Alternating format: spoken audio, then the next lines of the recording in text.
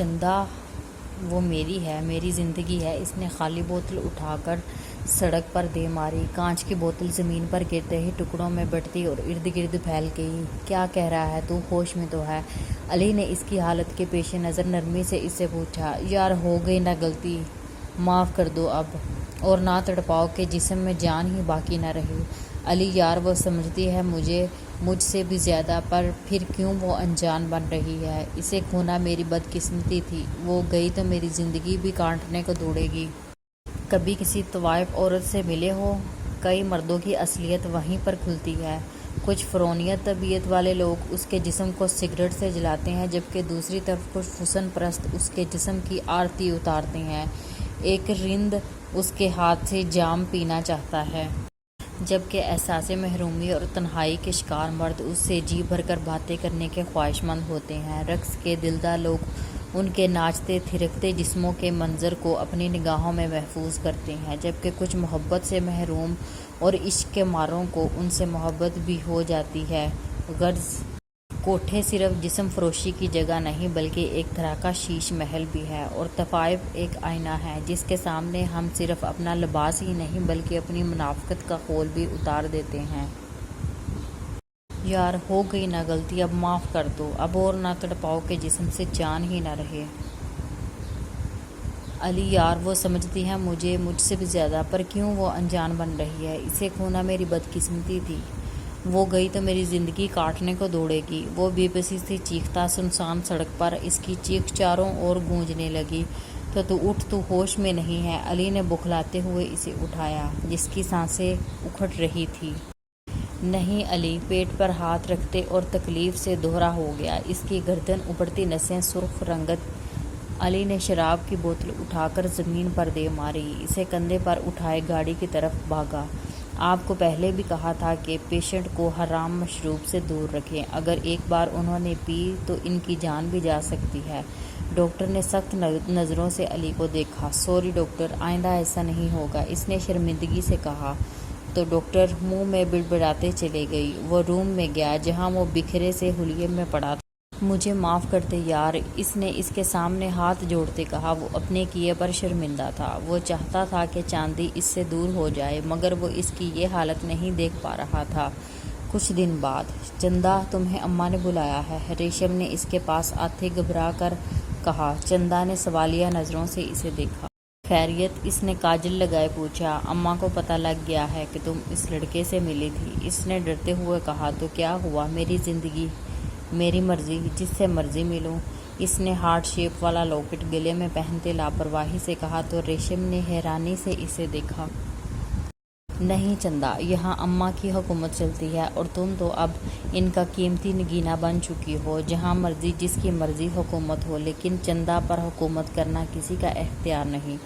یہ بات اپنے دماغ میں فٹ کر لو۔ ریشم اور نگینہ تو میں بچپن سے ہی تھی، مگر ماں باپ کے لیے، کبھی دوستوں کے لیے، تو اب ماں کے لیے۔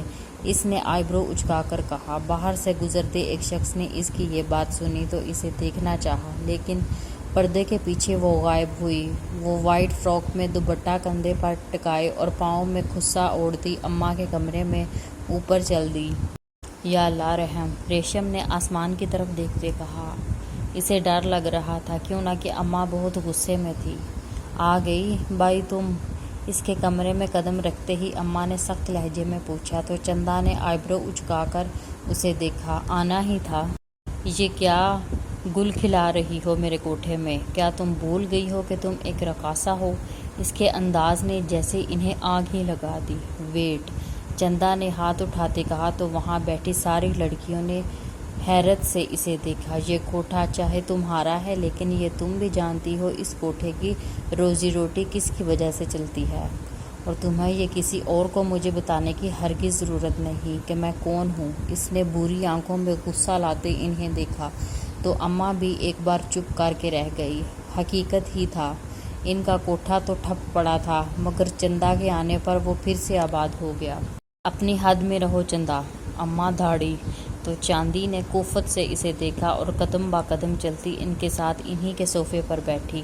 اماں کی بھی ٹکر کی لڑکی آ گئی، ماننا پڑے گا، ایک لڑکی نے دوسرے کے کان میں سرگوشی کی۔ اگر میں اپنی حدود میں آ گئی تو اماں تم یہاں نہیں بلکہ زمین پر پڑی ہوگی۔ میں چپ ہوں تو مجھے کمزور مت سمجھنا، میرا بولنا تم پر بھاری پڑ سکتا ہے۔ اب ہنسو ورنہ ان چیلوں کے سامنے تمہاری عزت کا جنازہ نکال دوں گی۔ اس نے سختی سے کہتے آخر میں ان لڑکیوں کی طرف دیکھتے مسکرا کر کہا جو انہی پر نظریں جمائے ان کی باتیں سننے کی صحیح کر رہی تھی۔ اماں نے شعلہ بار نگاہوں سے چندا کو دیکھا۔ چلے خیر، کوئی کام کی بات ہو تو مجھے یاد کیا کرو۔ وہ کیا ہے نا، میں تمہاری طرح فارغ بیٹھ کر حکم نہیں چلاتی۔ اس نے گھما کر طنز اماں کے منہ پر مارا۔ چیلو، مطلب کہ وہاں بیٹھی لڑکیوں کی دبی دبی ہنسی نکلی تو اماں دھاڑی خاموش۔ اور بائی تم تیار رہنا، آج رقص کے بعد تمہاری بولی لگے گی۔ کچھ کر نہ سکی تو انہوں نے یہ پتا پھینکا تاکہ چندا ان کے پیروں میں گڑ گڑا کر معافی مانگے، لیکن سامنے بھی چاندی تھی۔ آج کی ڈریس میں خود منتخب کروں گی۔ وہ دوسری بات اماں تم سنو، ان چیلوں سے کہتے ساتھ اس نے اماں کی طرف رخ موڑ کر مخاطب کیا۔ آج سن لیا، آئندہ تمہارا یہ حکمیہ لہجہ میں نہ سنوں۔ جس کے ساتھ جو کرنا ہے کر، مگر میرے ساتھ ایک حد میں رہ کر کچھ بھی کرنا، ورنہ اگر میں اپنی مرضی پہ آ گئی تو واپس جانے سے بھی مجھے کوئی روک نہیں پائے گا۔ وہ دھیمے لہجے میں غرائی تو اماں کا بس نہ چلا، اس کا خوبصورت چہرہ نوچ لیتی۔ اہل دستار ہی گھنگرو پیروں میں پہناتے ہیں، اہل دستار ہی گھنگرو پیروں میں پہناتے ہیں، نفس کی خواہش پہ مجھے سربزم نچاتے ہیں۔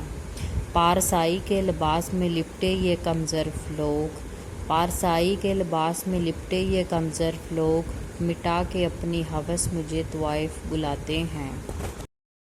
کیا حال بنا لیا ہے جانی، کچھ تو اپنا سوچو میری جان، میرا کیا ہوگا تمہارے بنا؟ آخر ایسا کیا گناہ زد ہو گیا ہے مجھ سے جو تم یوں اپنی ہی جان کے دشمن بنے ہو؟ اس کی ماں نے روتے ہوئے اس کی پیشانی چومی تو جانی نے کوفت نظروں سے دیکھا۔ صرف دکھاوے کا پیار ہے ورنہ کوئی غرض نہیں آپ کو مجھ سے؟ بھائی ایسا تو مت کہیں یار، اس کی بہن نے روتے ہوئے کہا تو جانی دل کو کچھ ہوا۔ گڑیا تم تو مت رو یار، اس کو اپنے ساتھ لگائے وہ پیار سے اس کا سر تھپتھپا کر بولا۔ اپنی بہن کی آنکھوں میں آنسو وہ کسی طور پر برداشت نہیں کر سکتا تھا۔ پھر آپ وعدہ کریں دوبارہ ڈرنک نہیں کریں گے۔ وہ سسک کر رونے لگی تو جانی نے بے بسی سے اسے دیکھا۔ ٹھیک ہے وعدہ، مگر تم رونا بند کرو۔ اوکے، وہ آنسو صاف کرتے مسکرا کر بولی تو جانی نے سرد نظروں سے اپنی ماں کو دیکھا جو اب موبائل میں مصروف ہو چکی تھی۔ اماں تم پیسہ لے چکی ہو اور اب تم مکرو گی نہیں، وہ جانتی ہو نا میں کون ہوں؟ میں منہاج خان زادہ ہوں، کل میں چاہوں تو یہ کوٹھا بم سے اڑا دوں گا، مگر مجھے وہ لڑکی چاہیے۔ اماں نے اسے چندا کا فیصلہ اور اپنا انکار سنایا تو وہ شیر کی طرح دوڑا۔ اس پر نظریں جمائے کھڑی لڑکیاں وہاں سے بھاگ گئیں۔ صاحب وہ نہیں مان رہی، ویسے بھی ہے تو وہ ایک رقاصہ، آپ اتنے خوب رو ہو، آپ تو کوئی بھی عزت والی لڑکی مل جائے گی۔ اماں نے اس کی چاپلوسی کی، مگر جو اسے پتا ہوتا کہ یہ چاپلوسی اس کے اوپر بھاری پڑے گی تو غلطی سے بھی نہ کرتی۔ تم اپنے اوقات میں رہو اماں، وہ کیا ہے یہ میں بہت ہی اچھے سے جانتا ہوں۔ تم جیسی دو چاچی دو گلی عورت کو مجھے بتانے کی کوئی ضرورت نہیں۔ اس جیسی کوئی اور ہوتی تو میں یہاں خوار نہ ہو رہا ہوتا۔ اور کیسے بھی کرو اس کو مناؤ، ورنہ اپنے اس سو کولڈ کوٹھے کو مٹی میں مٹی ہوتے دیکھنے کے لیے تیار ہو جاؤ۔ وہ کرخت لہجے میں غرایا تو اماں کو کوٹھے کی در و دیوار خود پر گرتی محسوس ہوئی۔ یہ ظلم نہ کرو صاحب، میں اس کو منا کے لاتی ہوں، تم بیٹھو صاحب۔ اماں کے سر پر پیر رکھ کر باہر باقی تاکہ چندا کو منا سکے۔ کون ہیں آپ؟ اتنے امیر ترین ہستی ہو کر آپ چندا سے نکاح کرنا چاہتے ہیں؟ اگر آپ چاہتے ہیں تو اسے اٹھا کر بھی لے جا سکتے تھے، مگر آپ نے ایسا نہیں کیا۔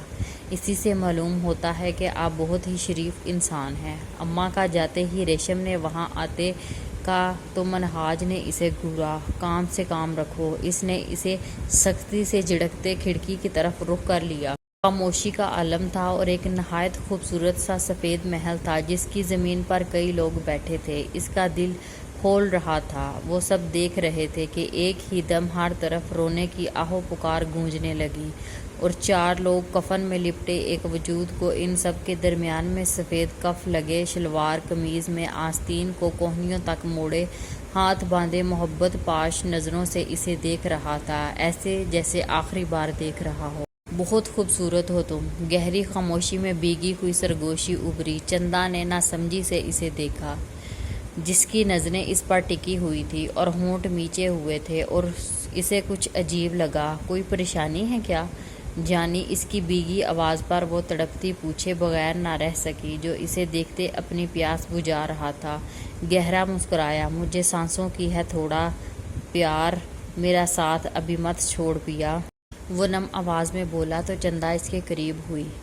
اس کی آنکھیں دیکھی جو سرخ ہو رہی تھی۔ جانی بتاؤ نا، میرا دل گھبرا رہا ہے، اس نے بے چینی سے پوچھا تو اس کی آنکھوں میں بھی درد ابھرا۔ میں مرنے والا ہوں چندا، اس نے بھاری لہجے میں کہتے اس پر نظریں ہٹا دی اور رخ پھیر گیا۔ چندا پر تو جیسے ساتوں آسمان ٹوٹ پڑا تھا، اس کا وجود تو طوفان کی زد میں تھا۔ چندا مجھے مرنے سے ڈر نہیں لگتا، وہ اس کے بازوؤں کو پکڑ کر بولا۔ چندا نے پانی بھری نظروں سے اسے دیکھا۔ مجھے مرنے سے ڈر نہیں لگتا، گھر میں پڑی اس لاش سے ڈر لگتا ہے جس کے آگے بیٹھ کر میری ماں روئے گی، گھر سے نکلتے اس جنازے سے ڈر لگتا ہے جو میری بہن کو دروازے کی چوکھٹ پر روتا ہوا چھوڑ کے یہ در پار جائے گی، قبرستان میں بنے اس قبر سے ڈر لگتا جس پر ہاتھ رکھ کے میرے بھائی اور میرے یار دوست اپنے آنسو ضبط کر کے دل میں اتاریں گے۔ مجھے مرنے سے ڈر نہیں لگتا، اپنے سے جڑے ان رشتوں کو تکلیف دینے سے ڈر لگتا ہے جو میرے مرنے پر ان کو ملے گی، اور میں اپنے سے جڑے کسی بھی رشتے کو تکلیف میں نہیں رکھ سکتا۔ وہ نم آنکھیں اس پر گاڑے بولا اور آنسو ضبط نہ ہونے پر اس کے کندھے پر سر رکھ دیا۔ تمہیں کچھ نہیں ہوگا جانی، تم کیوں ایسی باتیں کر رہے ہو؟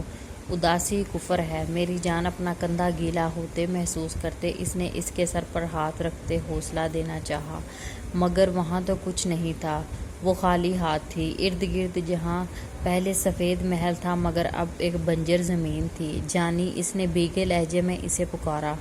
ڈر سے اس کا وجود پسینے سے تر ہوا، وہ پیچھے ہونے لگی کہ ٹوٹے ہوئے کانچ پر پاؤں لگتے وہ تڑپ کر نیچے بیٹھی، پاؤں دیکھا جہاں کانچ چبھا ہوا تھا۔ تکلیف سے اس کی آنکھوں سے آنسو رواں ہوئے، کانپتے ہاتھوں سے کانچ کو پکڑا اور ہونٹ بیچتے جھٹکے سے باہر نکال لیا۔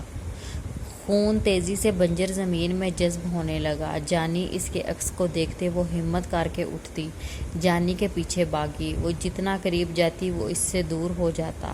وہ چیخ مار کر اٹھ بیٹھی۔ تیز تنفس کے پیچھے اس نے اپنا موبائل ڈھونڈنا چاہا جو اسے سائڈ ٹیبل پر مل گیا۔ مہندی لگے پاؤں زمین پر رکھتی وہ کھڑکی کے پاس جاتی، تازہ ہوا میں سانس بھرنے لگی۔ ایک لمبی سانس بھرتے اس نے صبح کے سورج کو دیکھا کہ باہر سے شور کی آواز آنے لگی۔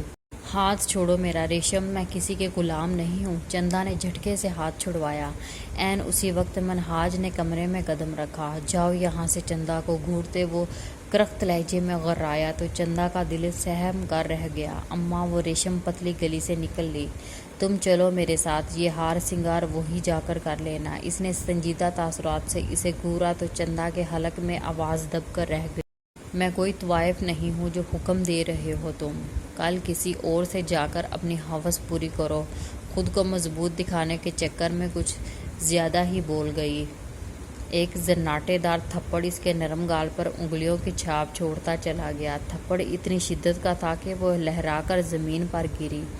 اپنی زبان کو میرے سامنے تو میوٹ ہی رکھو چاندی، ورنہ زبان کھینچ لوں گا۔ وہ دھاڑا تو چندا نے سہمی نظروں سے اس کو دیکھا۔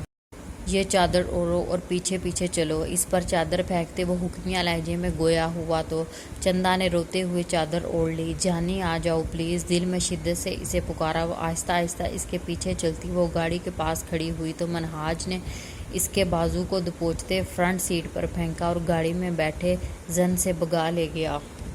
وہ اسے بازو سے گھسیٹتے ایک حویلی کے اندر جاتے پھر سیڑھیاں چڑھتے لگا۔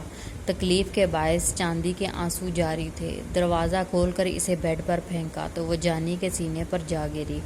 جانی نے حیرت سے اپنے منہ پر سے بھیگے بال ہٹائے اور اس لڑکی کو دیکھنے لگا۔ اس کے بالوں سے اٹھتی جانی پہچانی مہک اس کے نتھوں سے ٹکرائی تو اس نے سامنے کھڑے منہاج کو، جو سخت غصے میں معلوم ہو رہا تھا۔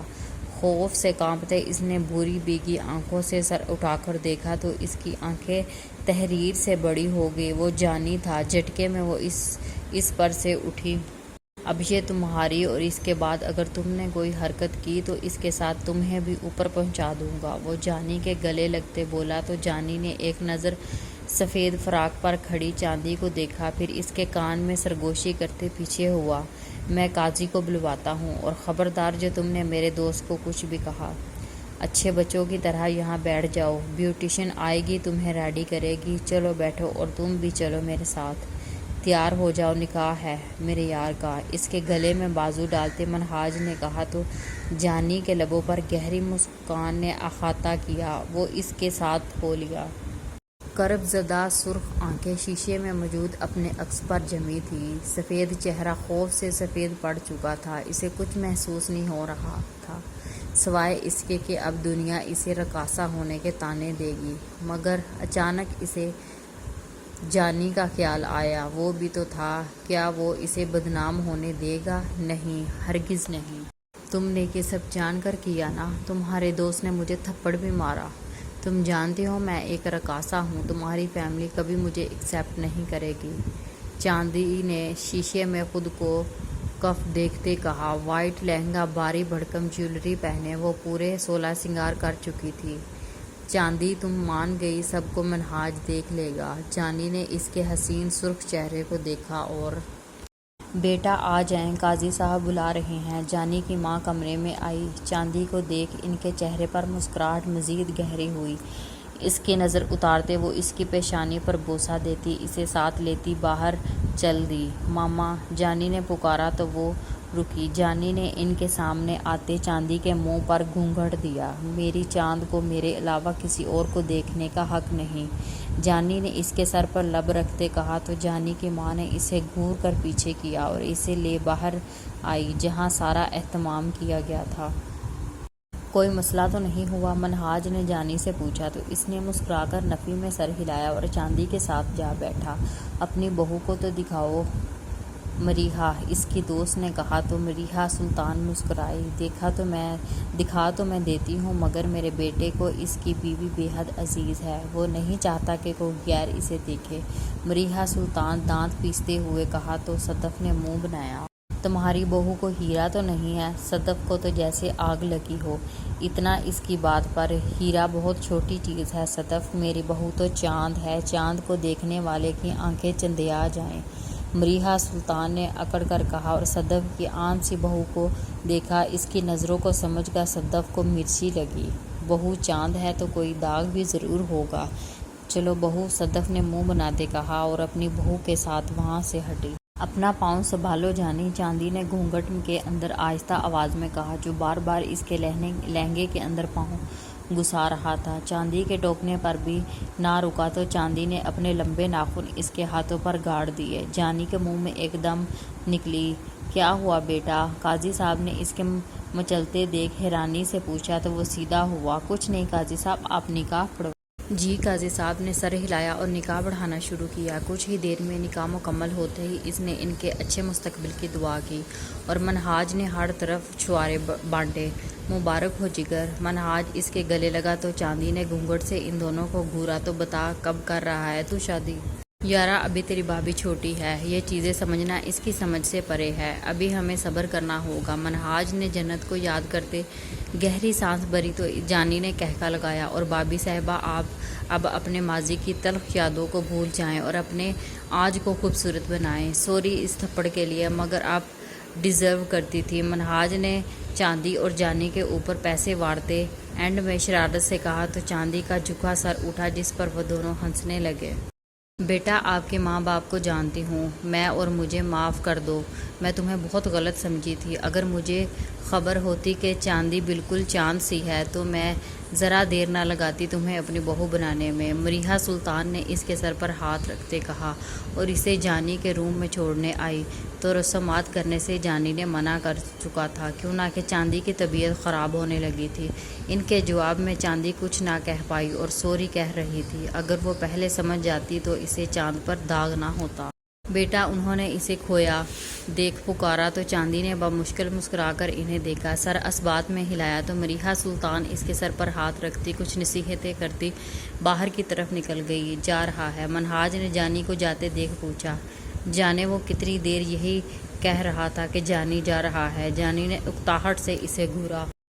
دیکھ منہاج، انسان کا بچہ بن، ورنہ تیری فرسٹ نائٹ پر تجھے کمرے میں جانے کا کیا بلکہ کمرے کو دیکھنا بھی نہیں نصیب ہونے دینا میں نے، جانی نے وارن کرتے والے انداز میں کہا۔ اسے دیکھا جو منہاج نے ہاتھ اوپر اٹھاتے اسے جانے کا اشارہ کیا۔ جنت سے دوری اس کے لیے ناممکن تھی۔ جا رے جا، دماغ نہ کھا میرا کمینے، منہاج نے کہا اور اس کے روم کی طرف جاتے وہ گاڑی کے لیے اپنے گھر کو روانہ ہوا۔ اس نے دروازے کھول کر اندر قدم رکھا تو اسے دیکھا جو پھولوں کی لڑیوں میں چھپے بیڈ پر لہنگا پھیلا کر بیٹھی باری باری قدم اٹھاتے وہ اس کے قریب آیا۔ اس کے ہر قدم کے ساتھ ان دونوں کی دھڑکنیں محور رقص تھی۔ کوئی شکایت، اس کا لال مہندی سے اور چوڑیوں سے بھرا ہاتھ اپنے ہاتھ میں لیتے وہ دھیمی آواز میں سوال گو ہوا، مگر سامنے سے کوئی جواب وصول نہ ہونے پر نظر اٹھا کر اسے دیکھا جو آنسوؤں سے دھندلائی آنکھوں سے اسے دیکھ رہی تھی۔ آئی ایم سوری اگر تمہیں میرا ٹچ کرنا برا لگا تو، مگر یوں رو مت چاند، اس کے آنسو صاف کرتے وہ زور جیسے تڑپ اٹھا۔ کیا قسمت ہے نا میری، محبت ملی بھی تو کب، جب میری اپنی کوئی عزت نہ بچی، جب سب کی نظروں میں میں ایک سامان سے زیادہ کچھ نہ تھی، تب مجھے ملی میری محبت۔ کہتے ہوئے اس کے آنسو اس کی گلابی گالوں پر رواں دواں تھے۔ چاندی تم میری عزت ہو، میری جان ہو، سب کی نظروں کی نہیں میری نظر سے دیکھو، تو میری پوری دنیا میری چاند ہے، مجھے معاف کر دو، میری وجہ سے ہوا۔ اس نے چاند کو خود میں بھینچا تو وہ اس کے سینے پر سر رکھتے پھوٹ پھوٹ کر رو جانے کتنے سالوں کا غبار تھا جو آنسوؤں کی شکل میں بے اختیار کیے بہے جا رہا تھا۔ مجھے لگا میری بیوی رومانٹک ہوگی، مگر یہاں تو سب الٹا ہے، میری بیگم تو ایموشنل ہے۔ اس کی ہچکی بندی دیکھ جانی نے پانی کا گلاس اس کے ہونٹوں سے لگاتے شرارت بھری نظروں سے اسے دیکھا۔ شرم کرو جانی، حیا سے اس کی پلکیں لرزی تو جانی نے کہکا لگایا، آج صبح ہی میں نے شرم کو کرائے پر دے دیا تھا، سو آج یہ شرم ہم میں نہیں آئے گی۔ اس کے قریب ہوتے وہ سرگوشی میں بولا تو چاندی نے سرخ پڑے اس کے سینے میں چھپایا۔ اس کے شرمانے پر وہ کہکا لگاتے اس پر جھکا۔ سائیڈ لیمپ آف کرتے وہ اس کے سنگ اپنی نئی دنیا بسانے چلا تھا جہاں وہ ہوں گے اور ان کی خوشیاں ہوں گی۔ اس نے اس اندھیرے میں ڈوبے محل میں قدم رکھا، باری بوٹوں کی دھمک چاروں اور گونجی، ہاتھ میں پکڑے شاپر پر گرفت مضبوط کرتے وہ راہداری سے گزرتے ایک روم میں گھسا۔ آواز سے دروازہ کھولتے وہ جلدی سے اندر گھستے، دروازہ لاک کر چکا تھا۔ خوبصورتی سے اس کمرے میں جہاں ہر طرف بچوں کی چیزیں موجود تھیں، سائیڈ بیڈ کے رائٹ سائیڈ پر ارد گرد بکھرے ٹوائز کے درمیان وہ حسن کی ملکہ اس کی چھوٹی سی پرنسس شاید کھیلتے کھیلتے سو گئی تھی۔ شاپر سائیڈ ٹیبل پر رکھتے اسے گود میں اٹھائے بیڈ پر لٹایا۔ وہ لڑکی اکثر کیا ہر وقت اس کے روم میں پائی جاتی تھی۔ پرنسس اس کے کندھوں تک آتے بالوں کو کان کے پیچھے کرتے وہ آہستہ سے اسے پکارنے لگا۔ جنت اپنے نام کی پکار پر کسمکائی۔ میں اس کے سب سے قریب تر ہوں، وہ میرے بارے میں سوچتی ہے، میں اس کی آنکھوں کا نور ہوں، اب وہ دن میں مجھ سے بات کرتی ہے، وہ رات سپنوں میں دیکھتی ہے، میں سب سے زیادہ قریب ہوں اس کے اندر سے جانتا ہوں، وہ جب یہ کہہ دے کہ میں تمہاری آنکھ بند کر کے مانتا ہوں، تمہیں پتہ ہی نہیں ہے اس کا، میں اس کے اندر سے جانتا ہوں، میں اس کے سب سے قریب تر ہوں۔